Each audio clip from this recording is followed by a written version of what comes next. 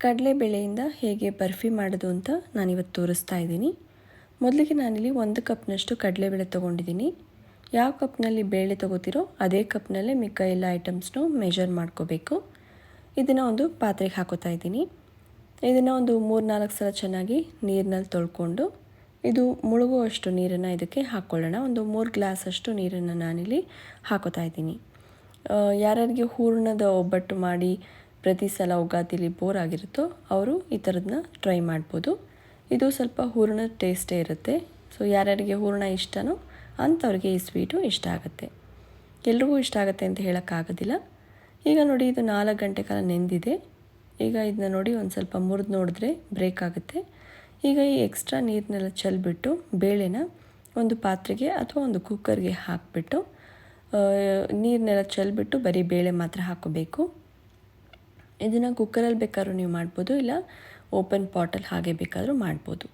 ಇದಕ್ಕೆ 1ಕ್ಕೆ 2 ಕಪ್ ಹಾಲು, 1 ಕಪ್ ಬೇಳೆಗೆ 2 ಕಪ್ ಹಾಲನ್ನು ಹಾಕೋಬೇಕು. ಹಾಲು ಬಿಸಿ ಮಾಡಿರೋ ಆರಿಸಿರೋ ಹಾಲಾದರೂ ಪರವಾಗಿಲ್ಲ, ಇಲ್ಲ ಫ್ರೆಶ್ ಹಾಲಾದರೂ ಓಕೆ. 2 ಕಪ್ ಹಾಕಿಬಿಟ್ಟು ಮುಚ್ಚಿಬಿಟ್ಟು ನಾನು 1 ವಿಸಿಲು ಮೀಡಿಯಮ್ ಊರಿನಲ್ಲಿ ಕೂಗಿಸ್ಕೊತಾ ಇದ್ದೀನಿ.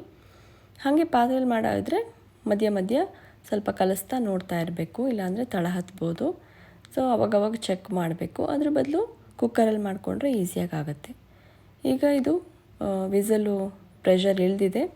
1 ವಿಸಲ್ ಕೂಗಿಸಿದ್ಮೇಲೆ ಪ್ರೆಷರ್ ಇಳಿದ್ಮೇಲೆ ನೋಡಿ, ಇವಾಗ ಚೆಕ್ ಮಾಡಿದ್ರೆ ಬೇಳೆ ಚೆನ್ನಾಗಿ ಬೆಂದಿದೆ. ಈ ಥರ ಅಮ್ಕಿದ್ರೆ ಹಿಟ್ಟಾಗಬೇಕು.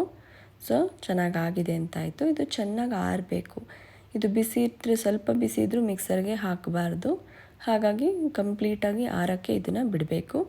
ಬೇಕಿದ್ದರೆ ಫ್ಯಾನ್ ಕೆಳಗೆ ಬೇಕಾದರೂ ನೀವು ಇಟ್ಬಿಟ್ಟು ಇದನ್ನು ಆರಿಸ್ಬೋದು. ಕಂಪ್ಲೀಟಾಗಿ ಆರಿದ್ಮೇಲೆ ಇದನ್ನು ಮಿಕ್ಸರ್ ಜಾರ್ಗೆ ಹಾಕ್ಕೊಳ್ಳೋಣ. ನಾನಿಲ್ಲಿ 2 ಬ್ಯಾಚಸಲ್ಲಿ ಇದನ್ನು ರುಬ್ಕೋತಾ ಇದ್ದೀನಿ. ಒಂದು ಸ್ವಲ್ಪ ಇದರಲ್ಲೇ ಇರುವಂತಹ ಹಾಲನ್ನು ಹಾಕ್ಕೊಂಡು ರುಬ್ಕೋಬೇಕು. ಎಕ್ಸ್ಟ್ರಾ ಹಾಲಾಗಲಿ ನೀರಾಗಲಿ ಇದಕ್ಕೆ ಹಾಕೋ ಅವಶ್ಯಕತೆ ಇಲ್ಲ. ಜಸ್ಟ್ ಇದರಲ್ಲೇ ಇರೋ ಹಾಲನ್ನೇ ಸ್ವಲ್ಪ ಹಾಕ್ಕೊಂಡು ನುಣ್ಣಗೆ ರುಬ್ಕೋಬೇಕು. ಸೊ ಅದಕ್ಕೆ 2 ಸಲ ನಾನು ರುಬ್ಕೋತಾ ಇದ್ದೀನಿ.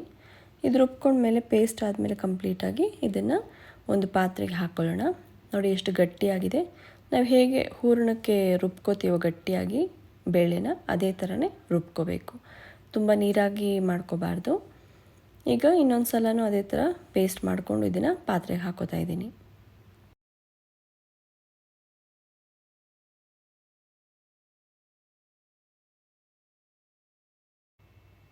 ನೋಡಿ ಎಷ್ಟು ಸ್ಮೂತಾಗಿ ರುಬ್ಕೊಂಡಿದ್ದೀನಿ ಅಂತ. ಈ ಥರ ನುಣ್ಣಗೆ ರುಬ್ಕೋಬೇಕು. ಈಗ ಇದನ್ನು ಪಕ್ಕಕ್ಕೆ ಇಟ್ಬಿಟ್ಟು ಒಂದು ಬಾಣಲಿ ತೊಗೊಳ್ಳೋಣ. ಬಾಣಲಿಗೆ ನಾನು ಅರ್ಧ ಕಪ್ನಷ್ಟು ತುಪ್ಪನ ಹಾಕೋತಾ ಇದ್ದೀನಿ. ನಾನಿಲ್ಲಿ GRB ತುಪ್ಪನ ಬಳಸ್ತಾ ಇದ್ದೀನಿ. ಹಾಗೆಯೇ ಇದಕ್ಕೆ 1 ಇಂಚಷ್ಟು ಚಕ್ಕೆ ಹಾಕೋತಾ ಇದ್ದೀನಿ, 1 ಪಲಾವ್ ಎಲೆ, ಬೇಕು ಅಂದರೆ 2 ಏಲಕ್ಕಿನ ನೀವು ಇಲ್ಲೇ ಹಾಕೋಬೋದು. ನಾನು ಕೊನೆಯಲ್ಲಿ ಏಲಕ್ಕಿ ಪುಡಿನ ಹಾಕೋದ್ರಿಂದ ಇವಾಗ ಏಲಕ್ಕಿನ ಹಾಕೋತಾ ಇಲ್ಲ. ಈಗ ನಾವೇನು ರುಬ್ಕೊಂಡಿದ್ದೀವಲ್ಲ ಅದನ್ನು ಪೇಸ್ಟನ್ನು ಇದಕ್ಕೆ ಹಾಕ್ಕೊಂಡು ಚೆನ್ನಾಗಿ ಮಿಕ್ಸ್ ಮಾಡಿಕೊಂಡು ಒಂದು 7-8 ನಿಮಿಷ ಸಣ್ಣೂರಿನಲ್ಲೇ ಇದನ್ನು ಬೇಯಿಸ್ಕೋಬೇಕು. ನೀವು ನಾನ್ ಸ್ಟಿಕ್ ಪ್ಯಾನ್ ಯೂಸ್ ಮಾಡೋ ಹಾಗಿದ್ರೆ ಮೀಡಿಯಮ್ ಊರಿನಲ್ಲಿ ಒಂದು 7-8 ನಿಮಿಷ ಬೇಯಿಸ್ಕೋಬೋದು, ಒಂದು 5 ನಿಮಿಷ ಬೇಯಿಸ್ಕೋಬೋದು. ಇದು ಸ್ಟೀಲ್ ಪಾತ್ರೆ ಆಗಿರೋದ್ರಿಂದ ಸ್ಟೀಲ್ ಪಾತ್ರೆಯಲ್ಲಿ ಬೇಗ ತಳ ಹತ್ತುತ್ತೆ. ಹಾಗಾಗಿ ನಾನು ಸಣ್ಣೂರಿನಲ್ಲೇ ಇದನ್ನು ಒಂದು 7-8 ನಿಮಿಷ ಚೆನ್ನಾಗಿ ಬೇಯಿಸ್ಕೊತಾ ಇದ್ದೀನಿ. ಚೆನ್ನಾಗಿ ಮಿಕ್ಸ್ ಮಾಡ್ತಾ ಕೈ ಆಡಿಸ್ತಾ ಇರಬೇಕು, ಇಲ್ಲಾಂದರೆ ಕೆಳಗಡೆ ಎಲ್ಲ ಪಾತ್ರೆಗೆ ಅಂಟ್ಕೊಳ್ಳುತ್ತೆ. ಚೆನ್ನಾಗಿ ಇದನ್ನು ಮಿಕ್ಸ್ ಮಾಡಿಕೊಂಡು ತುಪ್ಪ ಎಲ್ಲ ಹೀರ್ಕೋಬೇಕು ಬೇಳೆ, ಅಲ್ಲಿವರೆಗೂ ಇದನ್ನು ಚೆನ್ನಾಗಿ ಬೇಯಿಸ್ಕೋಬೇಕು. ನೋಡಿ, ಈ ಥರ ಮಿಕ್ಸ್ ಮಾಡ್ತಾ ಇರಬೇಕು ಕೈ ಬಿಡ್ದಂಗೆ. ಮಧ್ಯ ಒಂದು ಸ್ವಲ್ಪ ಬಿಟ್ಬಿಟ್ಟು ಆಮೇಲೆ ಇದನ್ನು ಮಿಕ್ಸ್ ಮಾಡ್ತಾಯಿದ್ರೆ ಪಾತ್ರೆಗೆ ಅಂಟ್ಕೊಳ್ಳೋದಿಲ್ಲ, ಚೆನ್ನಾಗಿ ಗಟ್ಟಿ ಬರುತ್ತೆ. ಸ್ವಲ್ಪ ಗಟ್ಟಿ ಬರಬೇಕು. ಅಲ್ಲಿವರೆಗೂ ಒಂದು 7-8 ನಿಮಿಷ ಇದನ್ನು ಚೆನ್ನಾಗಿ ಮಿಕ್ಸ್ ಮಾಡಿಕೊಂಡು ಕುಕ್ ಮಾಡ್ಕೊಳ್ಳೋಣ. ನಾನಿಲ್ಲಿ 1 ಕಪ್ ಬೇಳೆಗೆ 1.5 ಕಪ್ ಅಷ್ಟು ಸಕ್ಕರೆನ ಬಳಸ್ತಾ ಇದ್ದೀನಿ. ನೀವು ಬೇಕಿದ್ರೆ ಬೆಲ್ಲ ಹಾಕೋ ಹಾಗಿದ್ರೆ ಬೆಲ್ಲ ಕೂಡ ಹಾಕ್ಕೋಬೋದು. 2 ಕಪ್ ತನಕ ನೀವು ಸಕ್ಕರೆನ ಅಥವಾ ಅದೇ ಬೆಲ್ಲನ ಯೂಸ್ ಮಾಡ್ಬೋದು. ಯಾರಿಗೆ ಸ್ವಲ್ಪ ಸ್ವೀಟು ಜಾಸ್ತಿ ಇಷ್ಟನೋ ಅವರು ಜಾಸ್ತಿ ಹಾಕ್ಕೋಬೋದು, ಇಲ್ಲ ಅಂದರೆ 1.5 ಕಪ್ಪು ಸಾಕು. ಸಕ್ಕರೆ ಹಾಕಿದ್ಮೇಲೆ ಒಂದು 7-8 ನಿಮಿಷ ಇದನ್ನು ಸಣ್ಣೂರಿನಲ್ಲೇ ಬೇಯಿಸ್ಕೊಳ್ಳೋಣ. ಸ್ವಲ್ಪ ಸಕ್ಕರೆ ಎಲ್ಲ ಕರಗಿ ಒಂಚೂರು ಗಟ್ಟಿ ಬರೋ ಥರ ನಾವು ಕಲಿಸ್ಕೊತಾ ಇರಬೇಕು. ಕಂಟಿನ್ಯೂಸ್ ಆಗಿ ಮಿಕ್ಸ್ ಮಾಡ್ತಾಯಿರಿ. ಈಗ ಇದಕ್ಕೆ ಒಂದು 1/4 ಕಪ್ನಷ್ಟು ಹಾಲಿನ ಪುಡಿ ಅಂದರೆ ಮಿಲ್ಕ್ ಪೌಡ್ರನ್ನ ಹಾಕೋತಾ ಇದ್ದೀನಿ, ಇನ್ನು ಸ್ವಲ್ಪ ಚೆನ್ನಾಗಿ ಗಟ್ಟಿ ಬರಲಿ ಅಂತ. ಇದನ್ನು ಹಾಕಿ ಚೆನ್ನಾಗಿ ಮಿಕ್ಸ್ ಮಾಡ್ಕೋಬೇಕು. ಸ್ಟೀಲ್ ಪಾತ್ರೆಯಲ್ಲಿ ಮಾಡೋ ಹಾಗಿದ್ರೆ ಸಣ್ಣೂರಿನಲ್ಲೇ ಎಲ್ಲನೂ ಮಾಡ್ಕೊಳ್ಳಿ. ಲಮ್ಸ್ ಇಲ್ಲದೆ ಇರೋ ಥರ ಇದನ್ನು ಚೆನ್ನಾಗಿ ಮಿಕ್ಸ್ ಮಾಡಿಕೊಂಡು, ಲಮ್ಸ್ ಇದ್ದರೆ ಎಲ್ಲ ಬ್ರೇಕ್ ಮಾಡ್ಕೊಳ್ಳಿ. ಇದನ್ನು ಚೆನ್ನಾಗಿ ಮಿಕ್ಸ್ ಮಾಡಿದ್ಮೇಲೆ ನಾವೇನು ಇದು ಪಲಾವ್ ಎಲೆ ಮತ್ತು ಚಕ್ಕೆ ಹಾಕಿದ್ದೀವಲ್ಲ ಅದನ್ನು ತೆಗೆದುಬಿಟ್ಟು, ಏಲಕ್ಕಿ ಹಾಕಿದರೆ ಅದನ್ನು ಕೂಡ ತೆಗೆದುಬಿಡಿ. ನಾನು ಏಲಕ್ಕಿ ಪುಡಿನ ಈ ಟೈಮಲ್ಲಿ ಹಾಕ್ಕೊಂಡು ಚೆನ್ನಾಗಿ ಇದನ್ನು ಮಿಕ್ಸ್ ಮಾಡಿಕೊಂಡು, ಇದು ತಳ ಬಿಟ್ಟ ಮೇಲೆ ಸೈಡ್ಸ್ ಎಲ್ಲ ಬಿಡ್ತಾ ಬರುತ್ತೆ, ಎಲ್ಲೂ ಅಂಟ್ಕೊಳ್ಳೋದಿಲ್ಲ, ಕ್ಲೀನಾಗಿ ಬರುತ್ತೆ, ಸ್ವಲ್ಪ ಗಟ್ಟಿನೂ ಆಗಿರುತ್ತೆ. ಆಮೇಲೆ ಇದನ್ನು ಗ್ಯಾಸನ್ನು ಆಫ್ ಮಾಡಿಬಿಟ್ಟು ಇದನ್ನು ಒಂದು ತುಪ್ಪ ಸವರಿರೋ ಪ್ಲೇಟಿಗೆ ಹಾಕ್ಕೊಂಡು ಇದನ್ನು ಸ್ವಲ್ಪ ಆರೋಕ್ಕೆ ಇಡೋಣ. ಸ್ವಲ್ಪ ಆರಿದ್ಮೇಲೆ ಬೇಕಿದ್ರೆ ಫ್ರಿಜ್ಜಲ್ಲಿ ಇಟ್ಕೋಬೋದು, ಬೇಗ ಗಟ್ಟಿ ಬರುತ್ತೆ.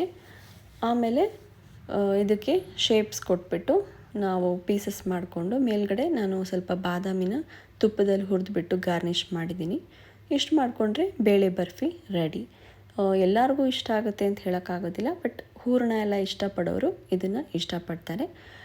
ನೀವು ಬೇಕಿದ್ರೆ ಒಂದು ಸಲ ಟ್ರೈ ಮಾಡ್ಬೋದು. ಪ್ರತಿ ಸಲ ಒಬ್ಬಟ್ಟೆ ಮಾಡಿ ಬೋರ್ ಆಗಿದ್ದರೆ ಇದನ್ನು ಈ ಥರ ಟ್ರೈ ಮಾಡಿ ನೋಡ್ಬೋದು. ಇದಿಷ್ಟು ಮಾಡಿಕೊಂಡ್ರೆ ಬೇಳೆ ಬರ್ಫಿ ರೆಡಿ. ನೀವು ಬೇಕಿದ್ರೆ ಒಂದು ಸಲ ಟ್ರೈ ಮಾಡಿ ನೋಡಿ ಆ್ಯಂಡ್ ಕಮೆಂಟ್ಸ್ನಲ್ಲಿ ಹೇಗೆ ಬಂತು ಅಂತ ಹೇಳಿ. ನಿಮಗೆ ಈ ವಿಡಿಯೋ ಇಷ್ಟ ಆಗಿದರೆ ಲೈಕ್ ಮಾಡಿ, ನಿಮ್ಮ ಫ್ರೆಂಡ್ಸ್ ಆ್ಯಂಡ್ ಫ್ಯಾಮಿಲಿ ಜೊತೆ ಶೇರ್ ಮಾಡಿ, ಹಾಗೆಯೇ ನನ್ನ ಚಾನಲ್ಗೆ ಸಬ್ಸ್ಕ್ರೈಬ್ ಆಗೋದನ್ನು ಮರಿಬೇಡಿ. ಈಗ ನಾನು ನೋಡಿ ಇದನ್ನೆಲ್ಲ ಕ್ಲೀನಾಗಿ ಸ್ಪ್ರೆಡ್ ಮಾಡಿಬಿಟ್ಟು ಒಂದು ಸ್ವಲ್ಪ ಮಾರ್ಕ್ ಮಾಡ್ಕೋತೀನಿ. ಮಾರ್ಕ್ ಮಾಡಿಕೊಂಡ್ರೆ ಆಮೇಲೆ ಕಟ್ ಮಾಡೋಕ್ಕೆ ಈಸಿ ಆಗುತ್ತೆ ಅಂತ. ಸ್ವಲ್ಪ ಮೆತ್ತಿಗೆ ಇದೆ ಇದು ಮೈಸೂರು ಪಾಕ್ ಥರ ಎಲ್ಲ ಗಟ್ಟಿಯಾಗಿ ಬರೋದಿಲ್ಲ, ತುಂಬ ಸಾಫ್ಟಾಗಿರುತ್ತೆ. ಹಾಲು ಹಾಕಿರೋದ್ರಿಂದ ತುಂಬ ಮೆತ್ತಗಿರುತ್ತೆ. ಸೊ ಫ್ರಿಜ್ಜಲ್ಲಿ ಇಟ್ಕೊಂಡು ಒಂದು ಸ್ವಲ್ಪ ಅದು ಹಾರ್ಡಾದಮೇಲೆ ನೀವು ತೆಕ್ಕೋಬೋದು. ಇದಕ್ಕೆ ಮೇಲ್ಗಡೆ ನೀವು ಯಾವುದೇ ಡ್ರೈ ಫ್ರೂಟ್ಸ್ ಬೇಕಾದರೂ ಗಾರ್ನಿಷಿಂಗಿಗೆ ಯೂಸ್ ಮಾಡ್ಬೋದು, ಅಥವಾ ನಿಮಗೆ ಸಿಲ್ವರ್ ವರ್ಕ್ ಇದ್ದರೆ ಅದನ್ನು ಕೂಡ ಹಾಕಿ ಗಾರ್ನಿಷ್ ಮಾಡ್ಬೋದು. ಚೆನ್ನಾಗಿರುತ್ತೆ, ಒಂಥರ ಡಿಫ್ರೆಂಟ್ ಆಗಿರುತ್ತೆ ಈ ಒಂದು ಬರ್ಫಿ. ಮೈಸೂರು ಪಾಕ್ ಥರ ಟೇಸ್ಟ್ ಇರೋದಿಲ್ಲ, ಸ್ವಲ್ಪ ಬೇರೆ ಥರ ಟೇಸ್ಟ್ ಇರುತ್ತೆ. ಆ್ಯಂಡ್ ಸಕ್ಕರೆ ಜಾಸ್ತಿ ಇಷ್ಟಪಡೋರು 2 ಕಪ್ ತನಕನೂ ಸಕ್ಕರೆನ ಹಾಕೋಬೋದು. ನೋಡಿ ನಾನು ಇನ್ನೂ ಗಟ್ಟಿ ಬಂದಿಲ್ಲ, ಆದ್ರೂ ಮುಂಚೆನೇ ಒಂದು ಸ್ವಲ್ಪ ಮಾರ್ಕ್ ಮಾಡ್ಕೋತಾ ಇದ್ದೀನಿ. ಕಟ್ ಮಾಡ್ತಾಯಿಲ್ಲ, ಕಟ್ ಮಾಡೋಕ್ಕೆ ಸಿಗೋದಿಲ್ಲ, ಇನ್ನೂ ಹಾಕಿರೋ ತಕ್ಷಣ ಕಟ್ ಮಾಡೋಕ್ಕಾಗಲ್ಲ. ಸೊ ಜಸ್ಟ್ ಈ ಥರ ಮಾರ್ಕ್ ಮಾಡ್ಕೊಂಡು ಲೈಟಾಗಿ ಒಂದು ಸ್ವಲ್ಪ ಇದ್ರ ಮೇಲ್ಗಡೆ ತುಪ್ಪದಲ್ಲಿ ಹುರಿದಿರೋಂಥ ಬಾದಾಮಿನ ಹಾಕಿ ಗಾರ್ನಿಷ್ ಮಾಡ್ತಾಯಿದ್ದೀನಿ.